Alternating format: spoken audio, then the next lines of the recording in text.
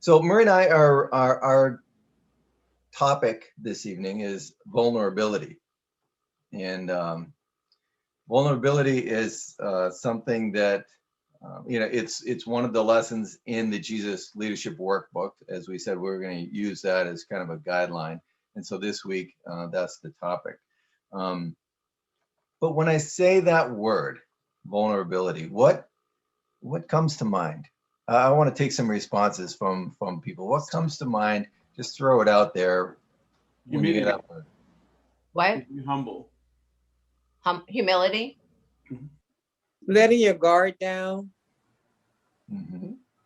Just just surrendering. Mm-hmm. Yeah. My first reaction was, I got to be open. I think we need to be honest. It's part of it too. Mm-hmm. Honesty.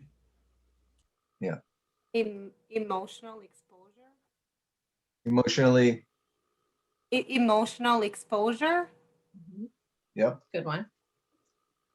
I think it's, being open even when what you're telling somebody could be very embarrassing on yourself.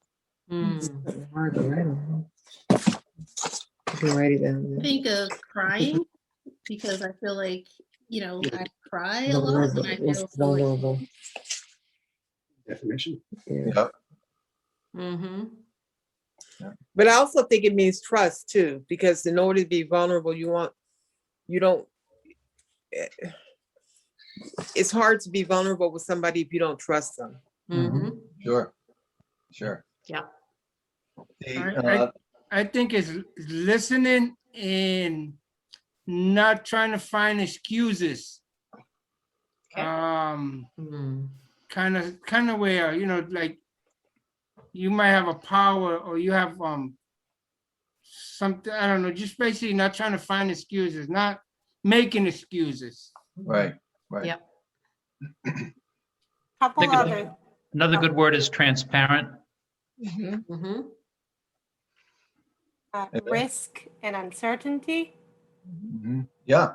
So all great words and thoughts. I mean, they all definitely relate to vulnerability, and I relate with what Felipe said. Oh my goodness, here we go. But the definition is the quality or state of being exposed to the possibility of being attacked or harmed, either physically or emotionally. And as a general rule, this makes us uncomfortable. To let our guard down in that way makes us feel uncomfortable, even with the person that we love the most. I mean, even that, it's like, okay, well, I could see that, but you wouldn't feel vulnerable with your spouse. No, that's not necessarily so. Even with your spouse, you can feel uncomfortable to be vulnerable. It's something that we really have to choose. It's something we have to decide to do. Otherwise, it won't. So Jesus is a great example of someone who chose to be vulnerable, and we see that in his life. When in Mark chapter 14, verse 32, it says, they went to the place called Gethsemane. Let me put my glasses on for this one. They went to the place called Gethsemane, and Jesus said to the disciples, sit here while I pray. He took Peter, James, and John along with him, and he began to be deeply distressed and troubled. My soul is overwhelmed with sorrow to the point of death. He said to them, stay here and keep watch. What does it feel like for one of his closest friends to hear those words coming out of Jesus' mouth? My soul is overwhelmed to the point of death. I mean, hello, you don't hear that every day. But so you just think about Jesus, he, on a regular basis, right? Jesus was known to go off to a solitary place and spend time with his Father. He could have done that in this situation, but he chose to reach out to his friends and say, come along with me. And he shared what it was that was going on in his heart. he didn't need to do that. That's something that but in doing so, there was a comfort, or there was a support to him, but also to them. Like, it helped them to know who Jesus was. So this was important for him to be known by them. And the same is true for us with our spouse, right? Those moments can come and they can go without our spouse even knowing that they happen, if we don't choose to reach out and to make ourselves known. Now, some people, we're all different. Some people, they can't hide it if they want to, right? It's just everything that they're feeling, boom, well, there it is. It's right out for everyone to see. That's not my reality. My reality is that I have to choose to bring somebody in, to share what's going on in my heart and in my life.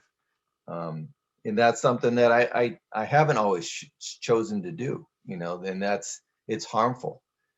It weakens the trust or the bond. Our marriages are really the best opportunity that we have to extend this kind of a vulnerability. If we can't do it with our marriage, right, and with the people that we love and trust the most, then it doesn't speak well for our level of vulnerability across the board. So with that, Maria's going to share some things that we noticed happening in our marriage, even somewhat early on in our marriage, and then I'm going to share after that. Okay. So sharing about this is just challenging. So this isn't, we're not sharing about it because it's such a strength. And this is something that, look how good we are at it. It's not something we're good at or that we've been good at. And I think that the first class we shared how some of what we're going to share is just what we've learned even recently through getting counseling and going through the book Creative for Connection, which has really helped us, and it's in process. So we definitely don't feel like we're to the other side of this, or that, but these patterns that were happening in our marriage, and that, just got to a place where we just need to get help, because we had a lot of help through the years. We've had God, and we've had people, we've had disciples, and we have a great friendship. We have a lot of stuff about our marriage that's great. And Steve is wonderful. And sharing all of this is hard because I feel like it's not like this is the only thing, but this is a big thing. And we feel like it's important. So anyway, even though it hasn't been a strength, we're learning. For us, being vulnerable through like conflict and getting to the other side of it just has been a challenge. I'm a person who, I don't really love conflict, but what I don't like more is avoiding it and not addressing it or not working through it. Like, just drives me crazy to have things sit. I like to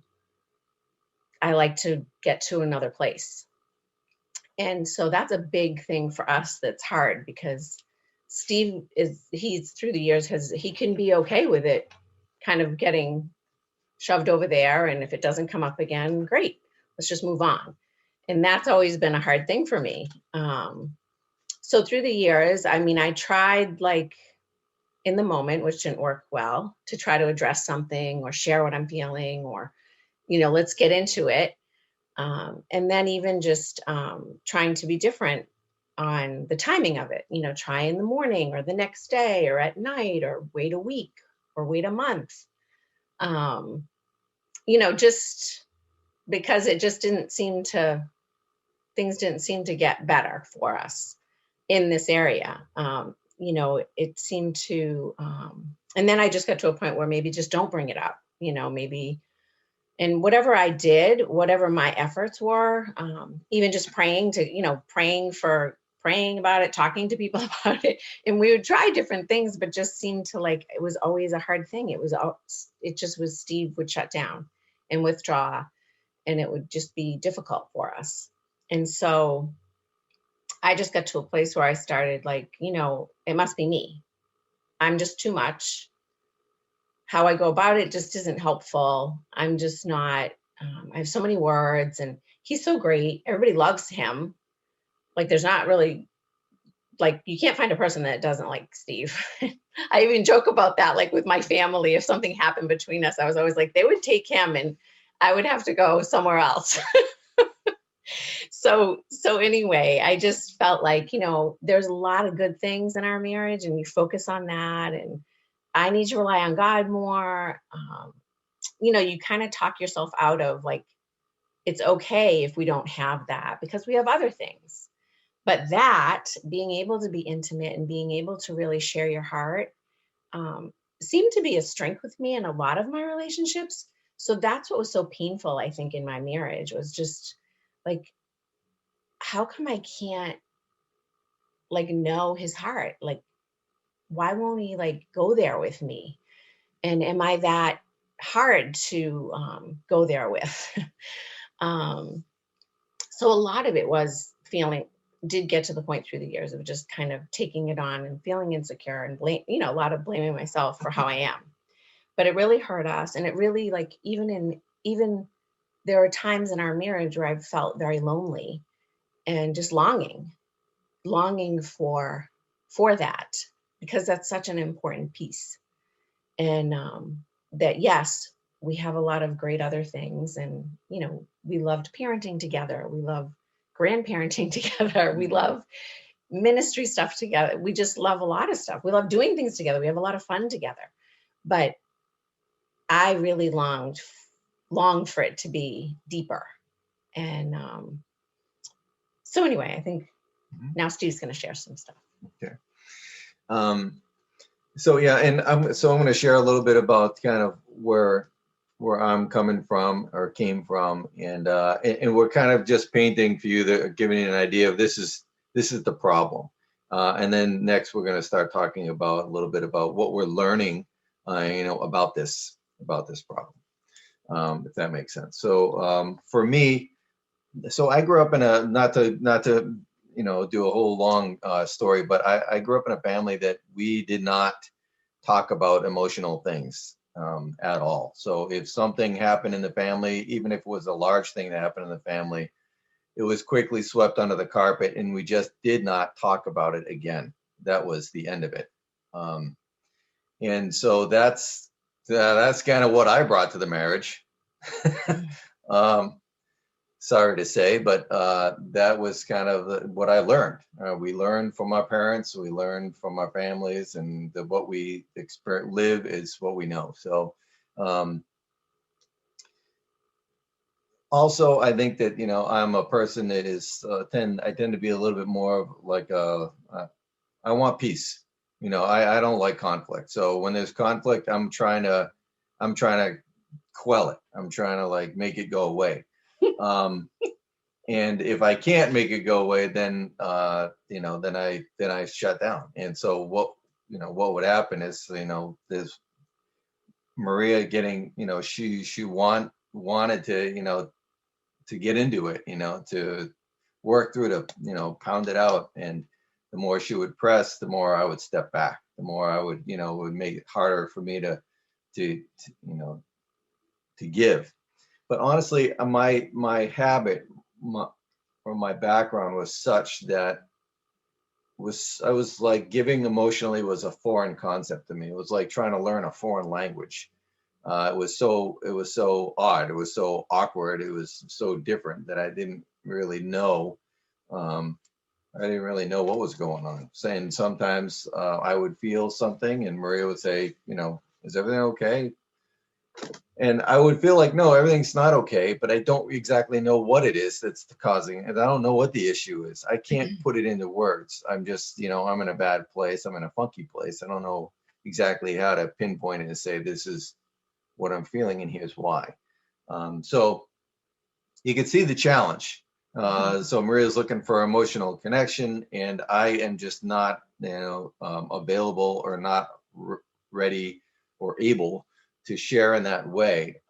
And also, at the same time, just knowing that, this is not, I don't believe this is what God intended, it started, we were 8 years, married 8 years before we ever actually were met and started studying the Bible.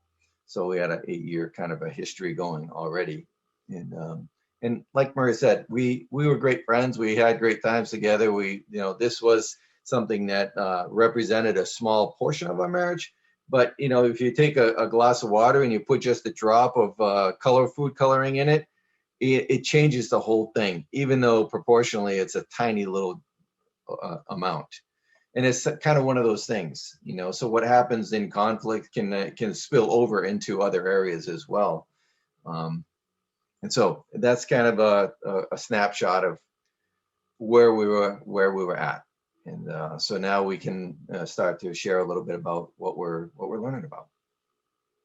Okay, so we're both gonna share some about this book. Mm-hmm.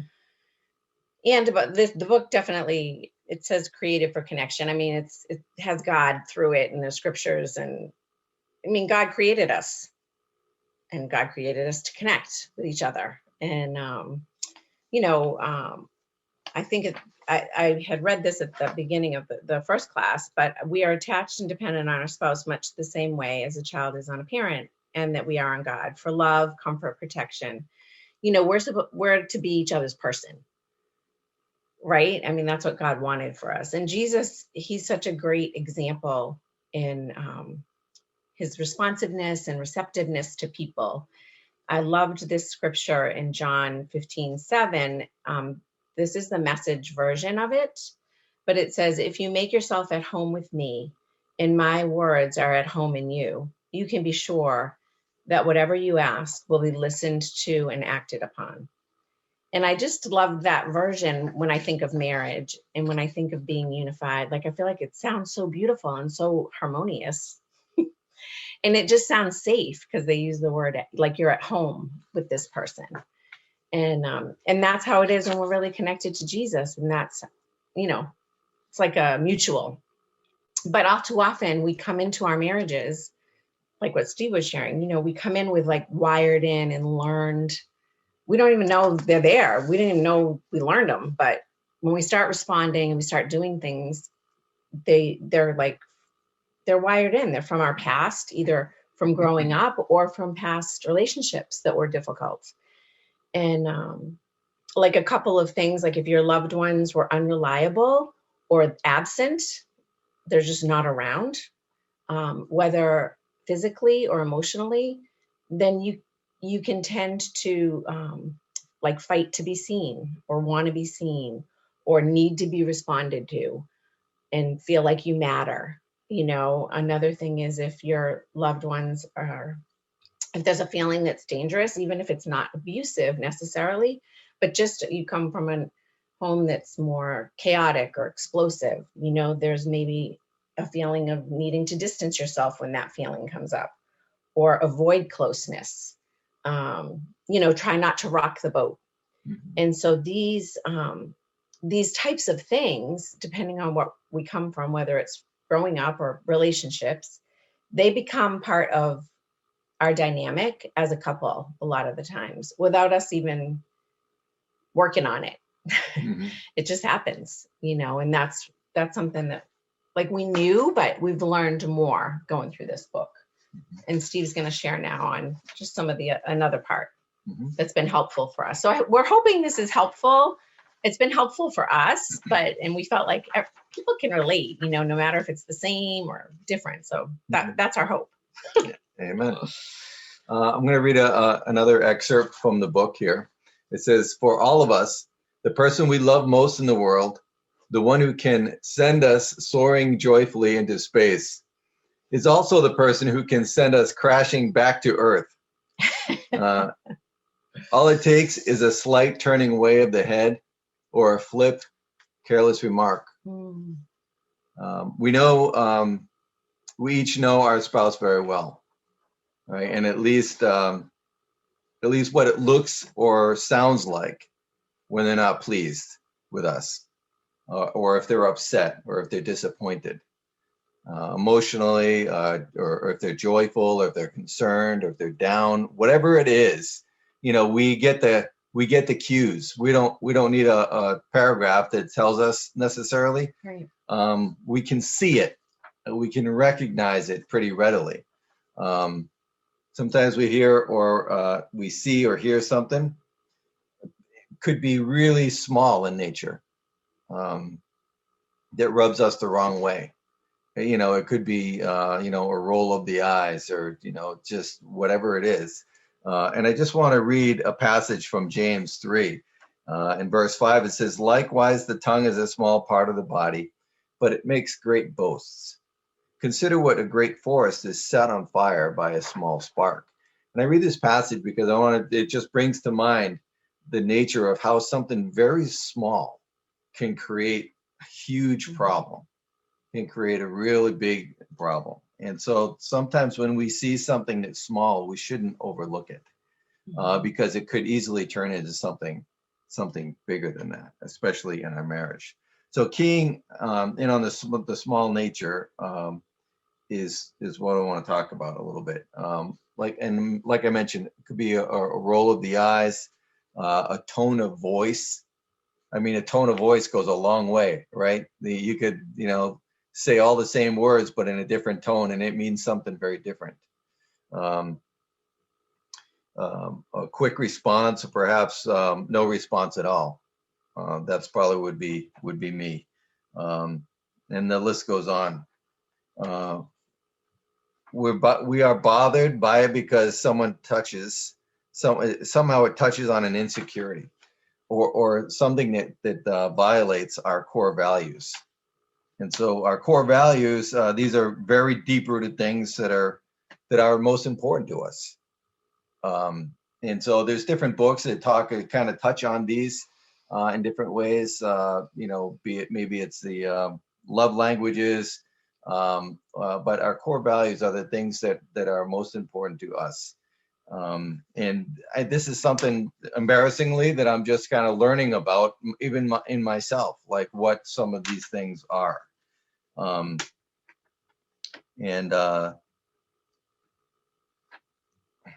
So as an example, I'll say that I love my dad. I lost my dad a number of years ago, but I love my dad. But my dad was someone that I think he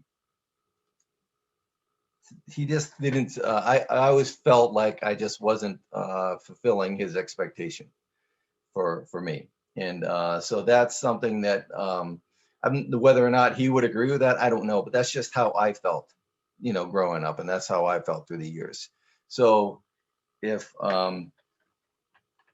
Maria says something, or makes a gesture or a tone of voice or roll of the eyes, or something that that touches on that, that's how do I put it?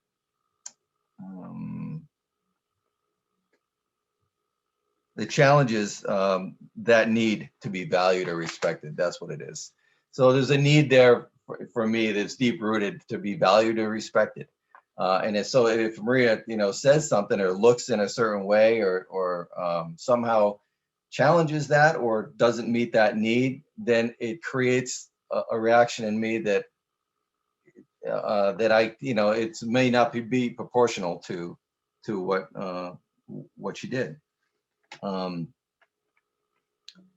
So now this little look or gesture or tone of voice triggers a negative response in me, which usually then triggers, a response from our spouse, which is also negative, and so on and so forth. And this book refers to this kind of action as the demon. It's a demon dialogue.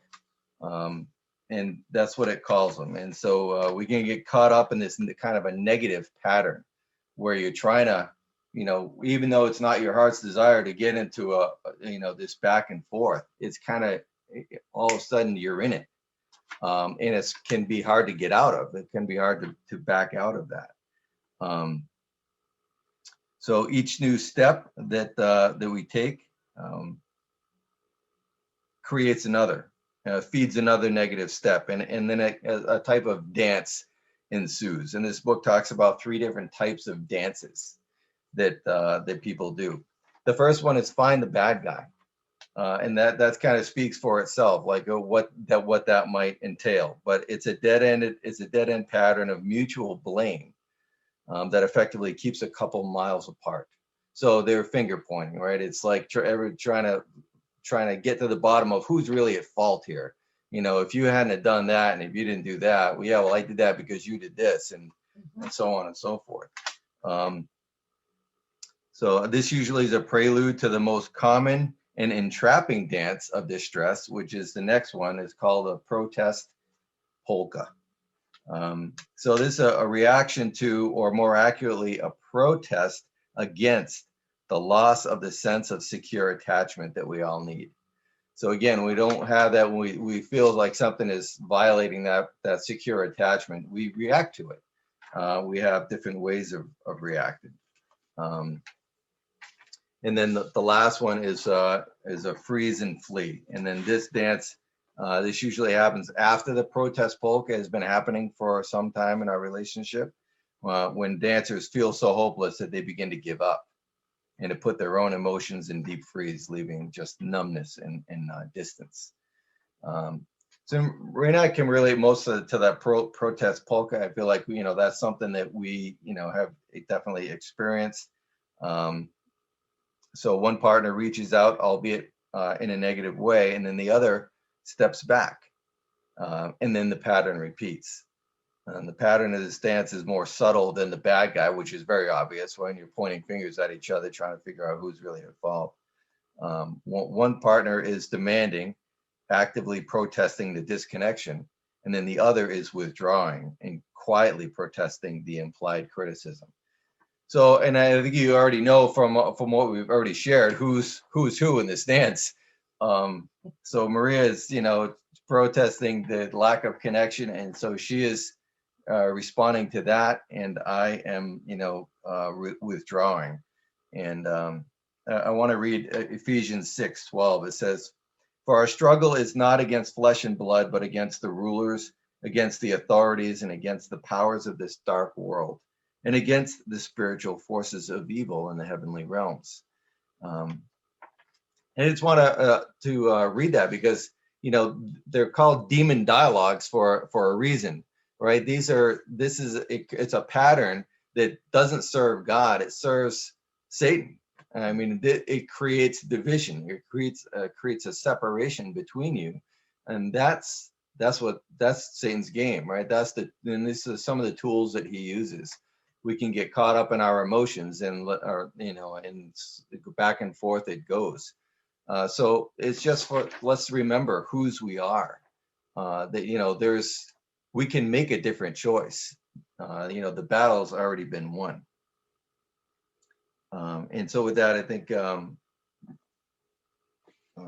I can, yeah, you're gonna share next. I just want to say one last thing though, that, you know, that my part in the dance is that, you know, I withdraw because, you know, there is a safe place, and I think Maria might speak to this next, but it's trying to create a safe place in your marriage where you can talk about what it is that you're feeling, and there is, you know, it's safe. So in other words, it doesn't trigger off this negative pattern that leads you down the wormhole or down the vortex. But it's something that you can share, and it's safe, so it stays safe. That's can be a challenging thing to do. That when, you know, somebody says something to you, that you can, it goes along with the passage about being quick to listen and slow to speak, right? So we're, you know, be quick to try to understand and less quick about figuring out what it is that you're going to say or how you're going to respond. And so anyway, so this is something that has been kind of a long-standing pattern that we're just now really starting to make some traction on unraveling, which is exciting for us. It is exciting. Sorry, we're probably gonna run a little bit late than our time, but for us to, like, in an effort to not get caught up in the dance, you know, we're learning, and it's not easy. It's like, you know, it's trying to teach old dog new tricks. It's hard when things are really ingrained in your dynamic. But I'm grateful. I'm hopeful for sure. And through the counseling and the book and the combination of that with the Bible and Jesus example, it's just so helpful. And, even though Jesus was never married, there's so much that we learn through his interactions that we can apply in marriage. And I was just going to read in Mark 10, 46 about the blind Bartimaeus. Let me just read it. Then they came to Jericho. As Jesus and his disciples, together with a large crowd, were leaving the city, a blind man, Bartimaeus, was sitting on the roadside begging. When he heard that it was Jesus of Nazareth, he began to shout, "Jesus, Son of David, have mercy on me." Many rebuked him and told him to be quiet, but he shouted all the more, "Son of David, have mercy on me." Jesus stopped and said, "Call him." So they called to the blind man, "Cheer up, on your feet, he's calling you." Throwing his cloak aside, he jumped to his feet and came to Jesus. "What do you want me to do for you?" Jesus asked him. The blind man said, "Rabbi, I want to see." "Go," Jesus said. "Your faith has healed you." And immediately he received his sight. And I just think in that scripture, Bartimaeus took a risk, right? He was like trying to get Jesus' attention.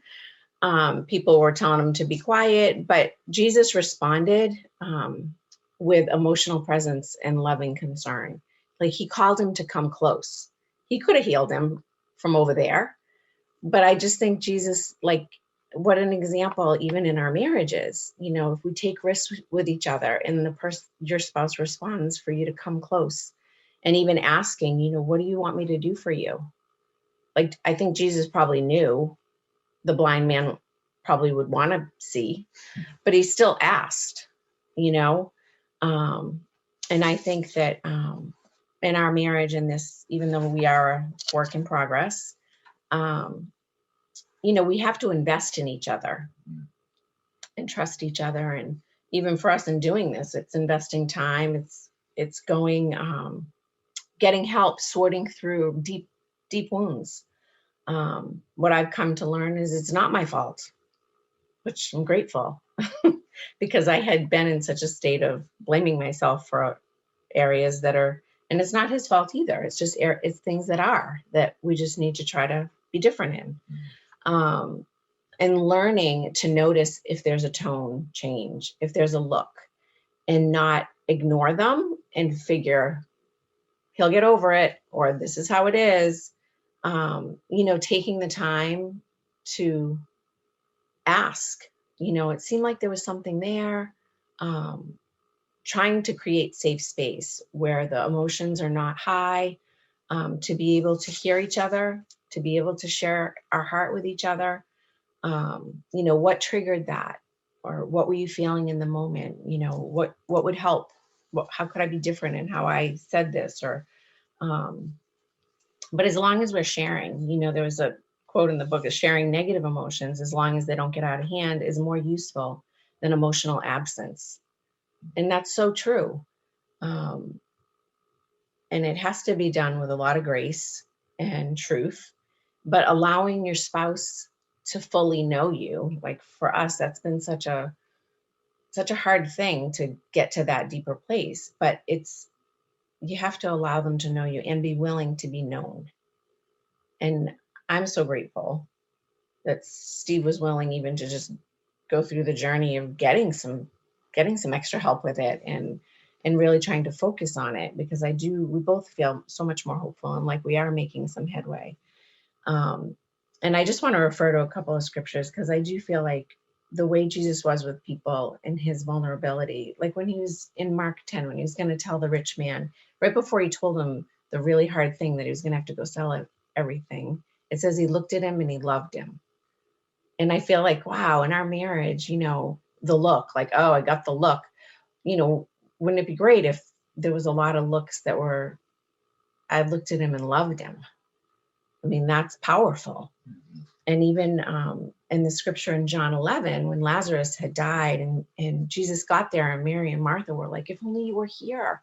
They were so distraught and they thought, it could have been different if you were here. And Jesus knew he was going to go raise him, but he took time to be with them in their distress. And he cried with them instead of just like let me go fix it. Hey, wait, it'll all be fine in a minute, and I think in marriage, I think of that. And I think, sometimes we just need to be with the person when they're low, or be with them in their sad place, even if we know and trust it'll get better, but not always be so quick to tell you what the solution is, or tell you to like suck it up, just to be with the person in their emotional state. And I just feel like those examples that Jesus gives us, there's so many different examples like that. It's just so helpful. So anyway, we're grateful. I'm grateful for Steve's willingness to be in it and not give up. And I feel like marriage is so worth fighting for, every single part of it, to not just settle for one part, to not be great, because the whole thing isn't glorifying God the way we want it to. And I feel like through all of this that we have a lot more hope, and that our marriage will just be a brighter light for God. So thanks for letting us share. And I